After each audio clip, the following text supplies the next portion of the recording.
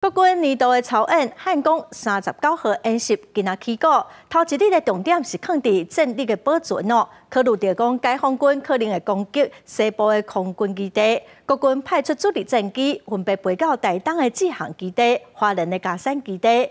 另外，国军动员后备教育调级支援部队，有未少女性退役的官兵主动争取要来参加。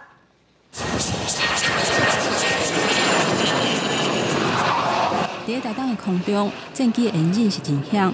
国军三大主力战机的 F-16V， 二是为家己紧急升空，9架战机小连续飞去台东志航基地，展开汉光39号演习。操演的头一天，重点是战力的保存，因为驻守西部空军各基地，战争的时阵可能会成做解放军头一批攻击的目标。各战机转场去东部基地。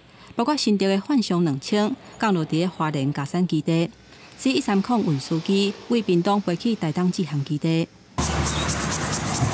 志航基地4架天宫3型飞弹车，伫大批军力的介护之下，进行移动转场，保留反制能力。也那移动雷达车是离开基地，去较野条的所在待命。也那原本要紧急出港的海军舰艇，考虑风台就要来啊。 所以停伫咧宜兰的苏澳渔港，评估天气了后，才阁做操演。全台湾各地展开后备动员，后备官兵赶去战术位置进行临战训练，支援伤病部队。透早有120个教调员伫咧桃园游园国中集合，包括19个退役的女性官兵，主动争取教调，保卫国家。 看到其他朋友有 po 一些相关的招生资讯这样，所以才选择可以来尝试一下。因为女生应该也要有爱国家的心。对。连续5天的汉光演习，重点包括桃园机场头一届演练反机港的任务，台东丰年机场正做备援机场实施战备起落，台北港甲八里沃拉尾海沙堡展开夺港防控。